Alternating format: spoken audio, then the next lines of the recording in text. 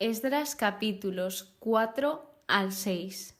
Seguramente a lo largo de tu vida has tenido en mente proyectos y en algún momento siempre hay alguien que intenta que te vengas abajo o decir no, eso no lo vas a conseguir, te empieza a desanimar, a desalentar y en tus manos está mantenerte firme y seguir con ese proyecto, seguir luchando por ese sueño, por llevar a cabo el proyecto o hacer caso a los demás y pararlo. De esto va el episodio de hoy, de ese gran proyecto de reconstruir el templo que se les manda a los de Judá y Benjamín. Entonces, el capítulo 4 trata sobre un alegato antisamaritano. Trata sobre la obstrucción samaritana bajo Ciro. Aquí indica que los enemigos de Judá y Benjamín querían edificar con ellos. Especifico, los enemigos son los samaritanos en este caso. Entonces os podéis preguntar, bueno, aquí les estaban intentando ayudar, tender la mano. Y ellos, de hecho, decían los samaritanos que ellos también buscaban a su Dios, que ellos buscaban a Yahvé. Pero los demás, esto lo hablaron los que sí que tenían que reconstruir el templo y no les dejaron hacerlo. ¿Por qué? Porque realmente los samaritanos se estaban contradiciendo, además de que ellos sí que apoyaban la idolatría y esto estaba prohibido para los de Israel. Entonces, tras ese consenso, vemos cómo los israelitas, yo englobo a los de Judá, Benjamín, como israelitas, a los que siguen a Yahvé. Los israelitas estaban muy unidos en esta situación, ya que esa respuesta de no dejarles hacerlo fue unificada, porque ellos mismos tenían esa tarea de reconstruir el templo y se les había encargado a ellos. Además, no sabían con qué intenciones les estaban diciendo lo de ayudarles. ¿Qué hicieron los samaritanos en este caso? No reaccionaron nada bien. Y creo que con la reacción se muestra lo que hubiese desencadenado dejarse ayudar por el enemigo. Entonces, esta respuesta revela esas malas intenciones y lo que hicieron fue desanimaron, atemorizaron, sobornaron, etc. a todos los que tenían que llevar a cabo ese proyecto, esa reedificación del templo de Dios. Y todo esto lo hicieron para hacer fracasar su proyecto. Esto lo podemos llevar a nuestro terreno, a nuestro día a día, de cómo cuando tú te planteas un proyecto, un objetivo, una meta, algo por lo que luchar, un sueño, lo que sea, siempre va a haber alguien que intente derribarte esa ilusión o ese sueño. Y aquí estoy yo para decirte que si estás en esta situación o si alguna vez lo estuvieses, que sigas luchando por ese proyecto, no dejes que nadie te desanime, de verdad, mantente firme y vea por ello, porque te aseguro que cuando lo consigas verás esos frutos y además tendrás esa alegría de haber logrado ese objetivo, esa meta, de haber cumplimentado tu proyecto. Luego de esto viene cuando los samaritanos escriben una denuncia. Todo esto en contra de Jerusalén. Y en esta denuncia lo que contenía era una serie, un mix de verdades y mentiras. Sí que es verdad que contaron cosas ciertas, como lo mal que se comportó ese pueblo, el pueblo de Israel, en el pasado, pero también mezclaron con mentiras, como por ejemplo que no iban a pagar impuestos, cosas de este estilo.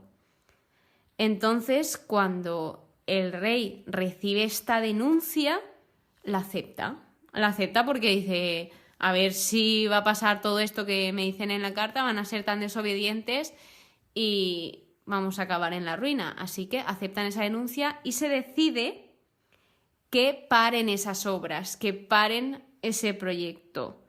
Dice en el versículo 23, por la fuerza de las armas les obligaron a suspender las obras. Pero os he de decir algo.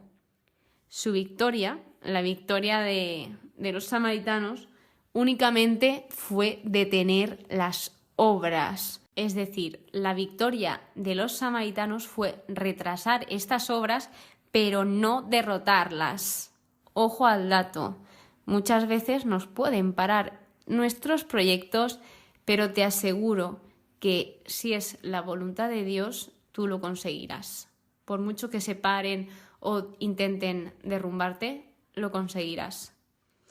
Y esto lo enlazo con el siguiente capítulo, el capítulo 5, donde se habla de la construcción del templo. Aquí intervienen los profetas Ageo y Zacarías, que para mi sorpresa, de Zacarías sí que había oído hablar y sí que he escuchado alguna lectura, pero de Ageo no me sonaba nada.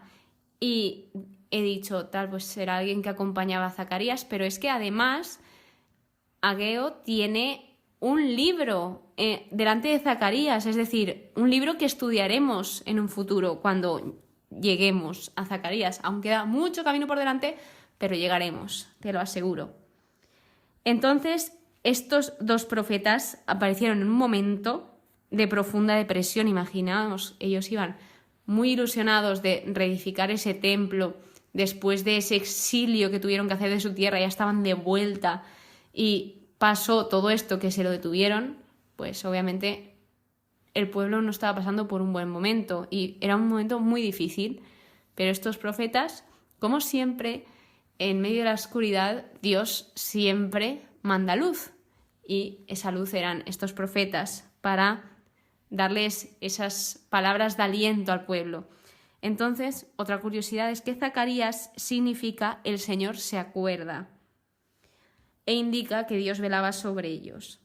Aquí deciden reanudar las obras porque sí, además de que llaman a Dios, a Yahvé, como el gran Dios, y cuando se dan cuenta vuelven como a denunciar esto. En este momento el enemigo no entendía por qué habían vuelto a esa reedificación del templo sin ninguna orden ni nada. Pero lo que hicieron ellos, los del pueblo de Israel, bueno, realmente de Judá, es que estoy diciendo todo el rato de Israel, pero es de Judá y Benjamín, ellos redactaron los hechos y la autorización que se les dio. Es decir, si os acordáis, el rey de Persia les autorizó y fue él mismo quien les mandó a Judá para reconstruir ese templo. Así que una vez dada esta autorización y esos hechos, en el capítulo 6 muestra esa investigación, además de encontrar el rollo donde mencionaba todo, esa autorización. Así que ya se les dejó claro a los enemigos, el rey les dejó claro que les dejasen trabajar, les dejasen reconstruir, además de que lo que ellos necesitasen se les iba a proporcionar. Esto, ojito, cómo se nota la mano de Dios detrás de toda esta situación, ya que no simplemente volvieron a retomar esa reedificación del templo, sino que ya tenían ese permiso, que lo tenían desde antes, pero mejorado, por así decirlo. Luego tenían financiación. Y además se les ordenaba a todo el mundo que les hiciesen caso a lo que dijesen. Es decir, que si los que estaban reedificando el templo necesitaban un material, lo tenían que hacer. Si necesitaban mano de obra, pues tenían que ayudar. Lo que fuese, o dinero, lo que sea, animales, tal, lo que sea, se les tenía que proporcionar. Así que llega un punto en que dice, celebraron con júbilo. Estaban en un momento muy feliz porque llegó la Pascua del 515 antes de Cristo, ojo ahí. Y para hacer un poco de memoria, la Pascua recordamos que es el acto de redención central del Antiguo Testamento. Es como para nosotros, la Pascua de nosotros, de los cristianos, es cuando Jesús muere por nosotros en la cruz y después resucita para nuestra redención, para nuestra salvación. O sea, gracias a que Jesús murió por nosotros, nosotros estamos libres y somos libres de ese pecado. Entonces aquí era la liberación de Egipto, del pueblo de Israel de Egipto. Pero bueno, esto ya lo veremos más adelante. Estoy haciendo muchos adelantos. Así que en el versículo 21 dice: se habían unido a ellos para buscar a Yahvé, Dios de Israel. Aquí habla en general, que no simplemente hablaba de los israelitas, del pueblo de Judá, de Benjamín, no, sino que no hacían excepción de nadie. Es decir, tal vez ellos tenían ese conflicto con los samaritanos, pero todo tenía un porqué. Pero en este momento específico acogían a todas aquellas personas que sí que estaban buscando y que querían buscar al Dios de Israel. Así que termino este episodio con el versículo 22, que me parece un versículo precioso y lo comparto con vosotros. Yahvé les había llenado de gozo, pues cambió en su favor el corazón del rey de Asiria, para reafirmar sus manos en las obras del templo de su Dios, el Dios de Israel. Es decir, cómo va obrando Dios y cómo Dios mueve esos corazones para que se haga su voluntad y realmente para bendecir a su pueblo. Y nada, espero que tengas muchas bendiciones con tus proyectos, que nunca te rindas, de verdad te mando este mensaje porque te aseguro que si sigues luchando por ello lo conseguirás de todo corazón.